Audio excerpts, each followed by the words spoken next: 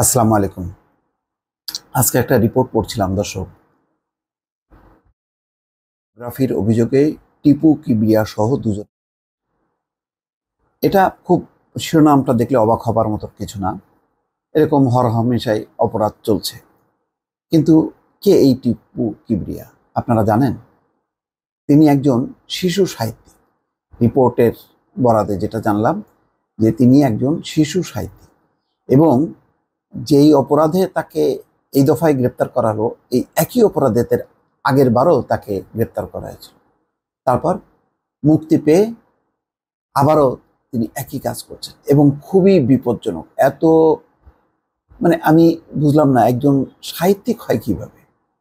একটা সাহিত্যিক তার সাহিত্য মনা, সাহিত্য চর্চা, এগুলো তো যাদের একটু মন মানসিকতা একটু উন্নত মানের, উন্নত চরিত্রের, তারাই সাধারণত এই সাহিত্য চর্চা করেন। কারণ সাহিত্যিক মন না থাকলে সে চর্চাটা করবে কি করে। কিন্তু পুরো রিপোর্টটা পড়ে একটা জঘন্য মনোবৃত্তির সন্ধান পেলাম।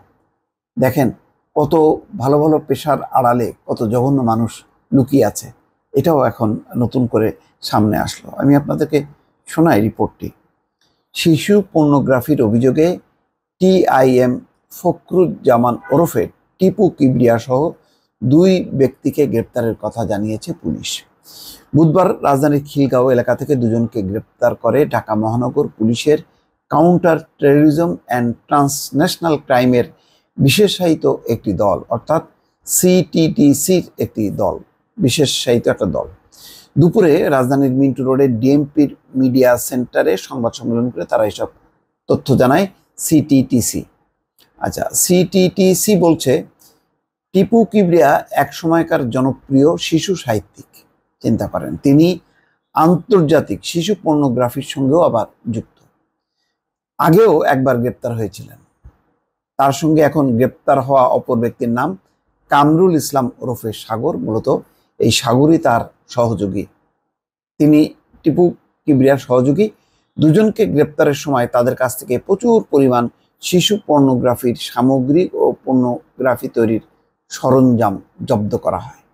সংবাদ সম্মেলনে ডিএমপির অতিরিক্ত কমিশনার মোহাম্মদ আসাদুজ্জামান বলেন, 2014 সালের জুনে টিপু কিবরিয়াকে শিশু পর্নোগ্রাফি তৈরি ও পাচারের অভিযোগে গ্রেপ্তার করেছিল সিআইডি। ওই ঘটনায় তার বিরুদ্ধে পর্নোগ্রাফি আইনে মামলা হয়েছিল। তবে মামলার রায়ে তিনি খালাস পান। তিনি কারাগার থেকে বের হয়ে সাহিত্য চর্চার আড়ালে আবার শিশু পর্নোগ্রাফির পুরনো পথেই হাঁটেন।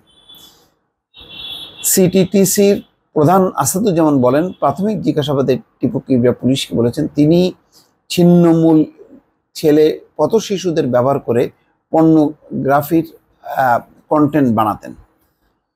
রাজধানীর বিভিন্ন জায়গা থেকে তিনি ছিন্নমূল ছেলে পথ শিশুদের সামান্য অর্থ দিয়ে বাসায় ডেকে পাঠাতেন। নিজের ক্যামেরায় পথ শিশুদের অশালীন ছবি তুলতেন এবং ভিডিও করতেন।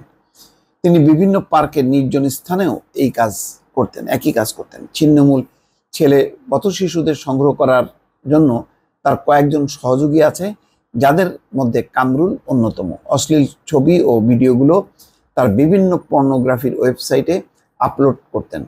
এগুলো দেখে অনেকে টিপু কিবরিয়ার সঙ্গে যোগাযোগ করতেন, তারা আরও চাহিদা দিতেন।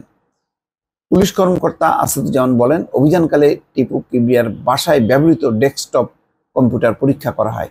দেখা যায় তিনি একাধিক এনক্রিপ্টেড অ্যাপসের মাধ্যমে তার আন্তর্জাতিক ক্রেতাদের সঙ্গে যোগাযোগ করতেন। টিপু কিবরিয়ার ব্যবহৃত ক্যামেরা, কম্পিউটার ও ক্লাউড স্টোরেজে শিশু পর্নোগ্রাফির উদ্দেশ্যে তোলা প্রায় 2500 স্থির চিত্র ও প্রায় 1000 ভিডিও কন্টেন্ট পাওয়া গেছে। তার ডেস্কটপে অসংখ্য ছিন্নমূল ছেলে পথ শিশুদের অশ্লীল ছবি ও ভিডিও পাওয়া গেছে। সিটিটিসি বলছেন, টিপু কিবরিয়া জাহাঙ্গীরনগর বিশ্ববিদ্যালয় থেকে বাংলায় স্নাতক ও স্নাতকোত্তর করেন। কি বলবেন আর, একটা বিশ্ববিদ্যালয় থেকে পাশ করা এক যুবক, তার যদি এরকম রুচি হয়, মানসিকতা হয়, টাকা কামানোর এত জঘন্য একটা পথ সে বেছে নিয়েছে, এগুলো আপনি কি করবেন? এগুলি তো সমাজের একটা ক্যান্সার। এইগুলো দূর করবেন কিভাবে? কোন প্রক্রিয়ায়।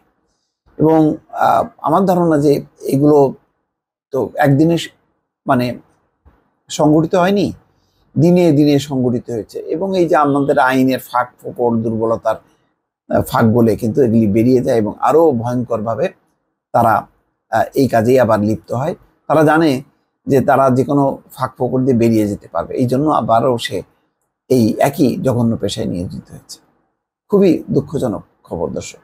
ভালো থাকবেন। আল্লাহ হাফিজ।